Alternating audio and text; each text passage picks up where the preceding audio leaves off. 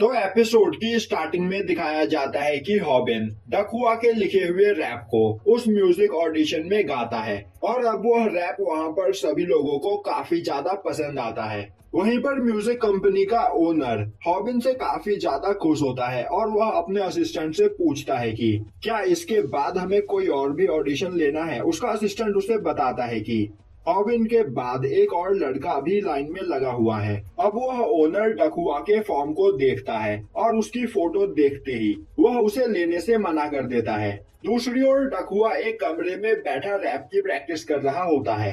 तभी असिस्टेंट उस जगह पर आता है और डकहुआ से बोलता है कि हमने इस जगह पर अपना सिंगर चुन लिया है, तो तुम अब यहाँ से जा सकते हो। जो सुनते ही डकहुआ उस पर्सन से रिक्वेस्ट करने लगता है कि उसे वह लोग इस जगह पर गाने का बस एक मौका दे, उन लोगों को उसका गाना जरूर पसंद आएगा। तभी ओनर उस जगह पर आता है और डकहुआ से बोलता है कि हमें हमारा रैपर मिल चुका है, तो तुम अगली बार ट्राई करना। वहीं हॉबिन डकहुआ के लिखे गए रैप को गाकर उस जगह पर सिलेक्ट हो चुका होता है, जो देखकर डकहुआ को बहुत बुरा लगता है। अब हमें दिखाया जाता है कि डकहुआ बस में काफी उदास बैठा अपने घर की ओर जा रहा होता है। वहीं वह सोच रहा होता है कि इस दुनिया में टैलेंट की कोई कदर नहीं है, सब लोग तुम्हें तुम्हारे लुक को देखकर जज करते हैं और मैं इस जगह पर चाहे कितनी भी मेहनत क्यों न कर लूं, हमेशा मेरे साथ ही बुरा होता है। और अब वह अपनी फीलिंग्स को रैप में कन्वर्ट करके उस जगह पर लिखने लगता है। तभी चलती हुई बस अचानक से ही रुक जाती है, जिससे डकहुआ के पास खड़ी एक लेडी नीचे गिरने लगती है। अब यह देखकर डकहुआ उस लेडी को वहां पर बैठने के लिए बोलता है, पर वह लेडी डकहुआ को देखते ही डर जाती है और डकहुआ को भद्दा बोलते हुए वहां से चली जाती है। जो सुनकर बस में बैठे सभी लोग डकहुआ का मजाक उड़ाने लगते हैं। वहीं यह सब सुनकर डकहुआ को बहुत बुरा लग रहा होता है। अब हमें दिखाया जाता है कि डकहुआ रात में सोने से पहले उस जगह पर रैप लिख रहा होता है। वहीं बगल में ही उसकी दादी सो रही होती है। अब डकहुआ उन्हें देखते हुए बोलता है, अब आपको इस जगह पर बस कुछ दिनों और इंतजार करने की जरूरत है, मैं यहाँ पर आपके सभी सपने जरूर पूरा करूंगा। अब दिखाया जाता है कि अगले दिन स्कूल में एक जगह पर खड़ा डकहुआ स्कूल फेस्टिवल के एक पोस्टर को देख रहा होता है। तभी उस जगह पर यनसुक की एंट्री होती है और अब उसे देखते ही सभी लड़कियां उसकी तारीफ करने लगती है। तभी यनसुक डकहुआ को देखता है और उसके पास आते हुए उससे बोलता है कि तो तुम इस जगह पर अकेले खड़े होकर क्या कर रहे हो।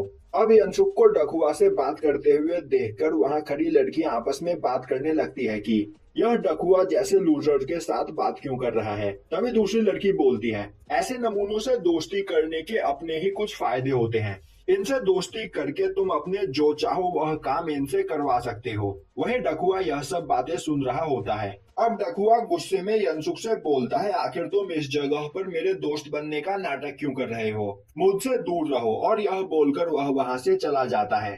अब हमें वोकल क्लास में डकहुआ को दिखाया जाता है, जो अपने सीट पर बैठा रैप लिख रहा होता है। तभी उस जगह पर हॉबिन डकहुआ को लात मारकर नीचे गिरा देता है और बोलता है, मैंने तुझसे कितनी बार कहा है कि मेरे सामने हीरो बनने की कोशिश मत किया कर, और तू यह जो लिखता रहता है इसका कोई फायदा नहीं। इस जगह पर तेरी शक्ल ही इतनी गंदी है कि वह लोग तुझे ऑडिशन देने ही नहीं देंगे।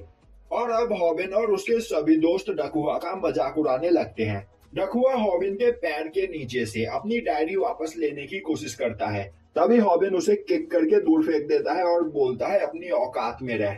अब हमें दिखाया जाता है कि स्कूल खत्म होने के बाद डकहुआ स्कूल फेस्टिवल के पोस्टर के सामने खड़ा होता है। वही पोस्टर के नीचे एक सिंगिंग कंपटीशन का भी पोस्टर मौजूद होता है और अब डकहुआ उस सिंगिंग कंपटीशन में पार्टिसिपेट करने के लिए वहां का फॉर्म ले लेता है। अब डकहुआ स्कूल से वापस घर जा रहा होता है। तभी वह रास्ते में अपनी दादी को फूड स्टॉल लगाए हुए देखता है।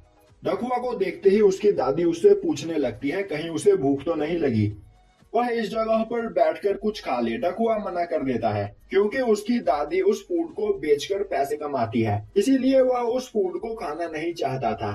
तभी हॉबिन उस जगह पर अपने दोस्तों के साथ आ जाता है और डकहुआ को पकड़कर बोलता है, तो क्या तू इसी जगह पर रहता है। अब हॉबिन और उसके दोस्तों को देखकर डकहुआ की दादी को लगता है कि यह डकहुआ के दोस्त है और अब वह उन्हें देखकर उन्हें खाना ऑफर करती है। जो सुनते ही वह तीनों उस जगह पर बैठ जाते हैं और बुरी तरीके से खाना खाने लगते हैं। और थोड़ी ही देर में वह स्टॉल में मौजूद पूरा खाना खा जाते हैं। वहीं वह आपस में बात कर रहे होते हैं, कहीं बाद में हमें इस खाने के पैसे तो नहीं देने पड़ेंगे। रॉबिन बोलता है, डकहुआ की दादी हमें ट्रीट दे रही है तो हमें घबराने की कोई जरूरत नहीं, तुम लोगों को जितना खाना है उतना खा सकते हो। वहीं खड़ा डकहुआ यह सब कुछ देख रहा होता है, पर वह चाहकर भी कुछ नहीं कर सकता था।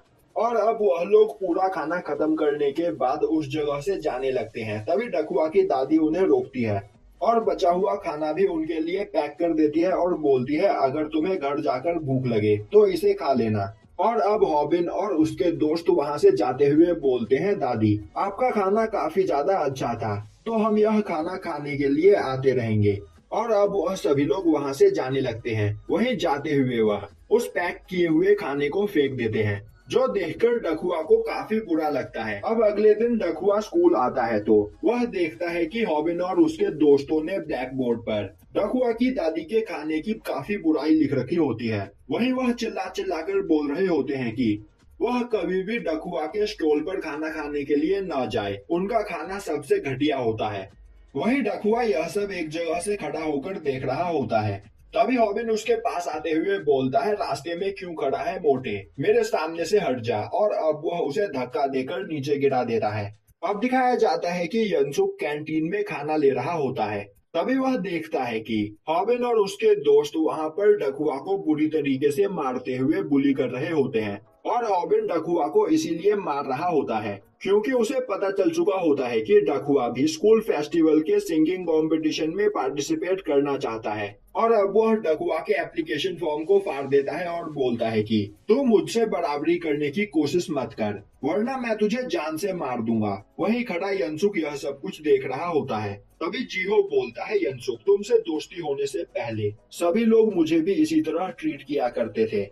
वहीं खड़ा यंसुक सोच रहा होता है, मैं इस स्कूल में इसीलिए आया था क्योंकि दूसरे स्कूल में मेरी भी यही हालत थी, और इस जगह पर आकर मुझे पता चला कि हर जगह पर ऐसे कमीने इंसान मौजूद होते हैं जिन्हें कमजोरों को परेशान करने में मजा आता है। अब रॉबिन डकहुआ को मारते हुए उसके लिए खाना लाने के लिए बोलता है। डकहुआ चुपचाप उनके लिए खाना लेकर आता है और अब वह उसे मारते हुए पानी लाने के लिए भेज देता है। और अब जैसे ही डकहुआ रॉबिन के पास पानी लेकर आता है, रॉबिन उसे नीचे गिरा देता है और उसकी बेइज्जती करने लगता है। अब यह देखकर यंसुक के सब्र का बांध टूट जाता है और वह अपनी प्लेट जीहो को देते हुए बोलता है, मैं 2 मिनट में वापस आया। वहीं रॉबिन डकहुआ को बुरी तरीके से मार रहा होता है।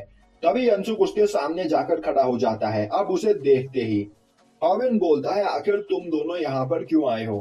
अब यंसुक अपने बगल में देखता है तो उसके साथ होंगजे भी खड़ा होता है। तभी रॉबिन के दोस्त बोलते हैं, यंसुक हमने तुझसे पहले क्या कहा था, अगर अगली बार तू हमारे सामने आया तो हम तुझे बुरी तरीके से मारेंगे, तो अब पिटने के लिए तैयार हो जा। तभी जिनसोंग भी आकर यंसुक के साथ खड़ा हो जाता है और बोलता है, चलो फिर देखते हैं इस जगह पर कौन पिटने वाला है। तभी मिजिन बोलती है, जिनसोंग आखिर तुम क्या कर रहे हो। जिनसोंग बोलता है, तुम परेशान मत हो, मैं इस जगह पर फाइट नहीं करूंगा। यंसुक बोलता है, रॉबिन मैं इस जगह पर डकहुआ को अपने साथ ले जा रहा हूँ, तो क्या तुम्हें इससे कोई प्रॉब्लम है। तभी रॉबिन बोलता है, क्या तुझे पता है कि तू इस जगह पर कितनी बड़ी गलती कर रहा है। तभी वहाँ पर वास्को की एंट्री होती है जो बोलता है, रॉबिन क्या तुझे पता है कि तू किसके सामने खड़ा है। अब वास्को को देखते ही रॉबिन ठंडा पड़ जाता है और बोलता है, वास्को मैंने सुना था कि तुझे काफी ज्यादा चोट लगी है, इसीलिए तू अपने घर पर आराम कर रहा है, तो आखिर तू स्कूल कब आया। वहीं यंसुक वास्को को देखकर सोच रहा होता है, कहीं यह इस जगह पर मुझसे बदला लेना तो नहीं चाहता है।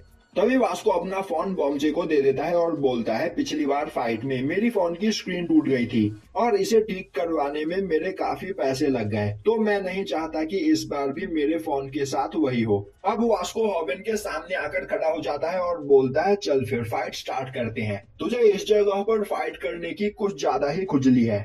अब वास्को को अपने सामने देखकर रॉबिन की बोलती बंद हो जाती है और वह गुस्से में अपने पास रखे टेबल पर लात मारकर उस पर रखा खाना गिरा देता है और बोलता है, मुझे पिटने का कोई शौक नहीं है, पर मैं अपनी यह बेइज्जती नहीं भूलूंगा।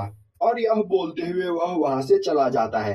अब यंसुक वास्को और जिनसोंग को एक साथ देखकर वहां मौजूद सभी लोग काफी हैरान होते हैं और बोलने लगते हैं, अगर यह तीनों इस जगह पर एक साथ है तो इनका सामना कोई भी नहीं कर सकता है। अब यंसुक पिछली बार के लिए वास्को से माफी मांगने लगता है। तभी वास्को बोलता है, आखिर तू डकुआ को बचाने के लिए आगे क्यों आया? यंसुक बोलता है, मैं बस इसकी मदद करना चाहता था। वास्को बोलता है, तो अच्छा, तू यह दिखाना चाहता है कि तू एक नाइस पर्सन है। तो आखिर उस दिन तू अपने रूममेट को अपने दोस्तों से क्यों पिटवा रहा था? और अब वास्को यंसुक पर अटैक करने के लिए तैयार हो जाता है, जो देखकर यंसुक डर जाता है। तभी बॉम्जे बीच में आ जाता है और वास्को को शांत करने लगता है। अब वास्को यंसुक के पास जाते हुए बोलता है, आज तो तू बच गया, पर अगली बार मैं तुझे नहीं छोड़ूंगा। और यह बोलता हुआ वह वहां से चला जाता है। वहीं जिनसोंग को डकुआ की मदद करता हुआ देखकर मिजिन को काफी अच्छा लगता है। तभी कई सारी लड़कियां यंसुक को घेर लेती है और उसकी तारीफ करने लगती है। अब यंसुक डकुआ के पास जाकर उससे बात करने की कोशिश करता है, पर डकुआ बिना कुछ बोले वहां से चला जाता है। अब यंसुक वहां पर पड़ा हुआ डकुआ का एप्लीकेशन फॉर्म उठाकर देखता है, जो बुरी तरीके से फट चुका होता है, और अब वह उसे उठाकर अपने साथ ले आता है। अब हमें दिखाया जाता है कि यंसुक अपनी रियल बॉडी में अपने दुकान में मौजूद होता है। वहीं वह सोच रहा होता है कि मेरी नई बॉडी की वजह से स्कूल में मुझे कोई भी बुली नहीं कर रहा है, पर असल बात तो यह है कि मैं आज भी एक लूजर हूँ। अब हमें दिखाया जाता है कि अगले दिन यंसुक स्कूल के गेट पर खड़ा होता है। वहीं पूरे स्कूल में यह बात फैल चुकी होती है कि कल फाइट के दौरान यंसुक से डरकर जिन होबिन वहां से भाग गया था। वहीं खड़ा यंसुक सोच रहा होता है, भले ही इस नई बॉडी की वजह से मैं काफी ज्यादा स्मार्ट और पावरफुल बन गया हूँ, पर असलियत में तो मैं आज भी काफी ज्यादा कमजोर हूँ। तभी उस जगह पर डकुआ आता है। अब डकुआ को देखते ही यंसुक उसे उसका एप्लीकेशन फॉर्म देता है। तभी डकुआ गुस्से में बोलता है, यह नाटक करना बंद करो। मुझे पता है कि स्कूल का हीरो बनने के लिए तुम यह सब कुछ कर रहे हो। तुम हमेशा बोलते हो कि तुम मेरी तरह हो, पर हम दोनों बिल्कुल अलग हैं। मैं जानता हूँ कि तुम भी इस जगह पर मेरा फायदा उठाना चाहते हो। जिस तरीके से हॉबिन ने उठाया, वह मेरे लिखे गए रैप की वजह से सिलेक्ट हो गया, पर मुझे इससे कोई फर्क नहीं पड़ता। मैं अपनी लाइफ में मेहनत करता रहूंगा और तब तक मेहनत करूंगा जब तक मैं कामयाब न हो जाऊं, और एक दिन मैं भी इस जगह पर एमएनएम की तरह फेमस स्टार बनूंगा। यंसुक बोलता है, आखिर यह एमएनएम कौन है? डकुआ उसे बताता है कि एमएनएम दुनिया का बेस्ट रैपर है। लोग हमेशा उसकी गरीबी का मजाक उड़ाते थे और उसे परेशान करते थे, पर आज वह इस जगह पर एक सुपरस्टार बन चुका है। और यह बोलता हुआ डकुआ वहां से चला जाता है दूसरी ओर वोकल क्लास में। हॉबिन अपने दोस्तों के साथ बैठा हुआ डिस्कस कर रहा होता है कि आखिर म्यूजिक कंपटीशन में वह क्या करेगा। तभी हॉबिन बोलता है, मैं और जॉन्की इस कंपटीशन में एक साथ पार्टिसिपेट करने वाले हैं, और अगर हम दोनों इस जगह पर एक साथ हो तो हमें कोई भी नहीं हरा सकता है। और तो और म्यूजिक कंपनी का ओनर भी मुझे सपोर्ट कर रहा है, तो हमारा जीतना इस जगह पर तय है। दूसरी ओर डकुआ उन सभी लोगों की बात को इग्नोर करता हुआ अपने सीट पर बैठा रैप लिख रहा होता है, और यह देखकर हॉबिन को काफी गुस्सा आता है। अब दिखाया जाता है कि स्कूल के बाद हॉबिन अपने दोस्तों के साथ मिलकर डकुआ को बुरी तरीके से मारता है और बोलता है, आज इस जगह पर तुझे बचाने के लिए कोई भी नहीं आएगा। और अब वह डकुआ की डायरी को फाड़ देता है और बोलता है, तू मेरी बराबरी कभी नहीं कर पाएगा। और अब वह अपने दोस्तों के साथ वहां से चला जाता है।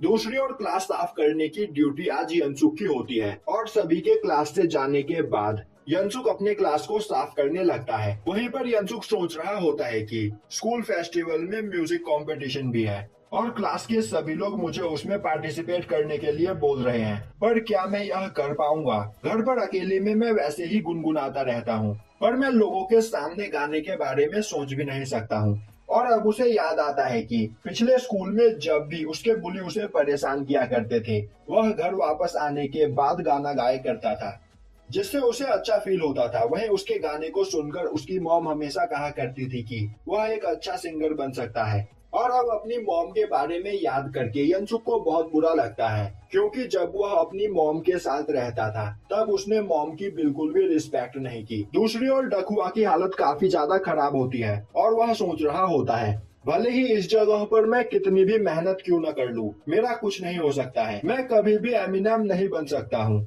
दूसरी ओर यंसुक डकुआ के उस फॉर्म को देख रहा होता है और अब उसे याद आता है कि इस जगह पर सभी ने हमेशा डकुआ का फायदा ही उठाया है, जिस बारे में सोचकर उसे बहुत बुरा लगता है। और अब वह अपने दुख को कम करने के लिए उस जगह पर गाना गाने लगता है।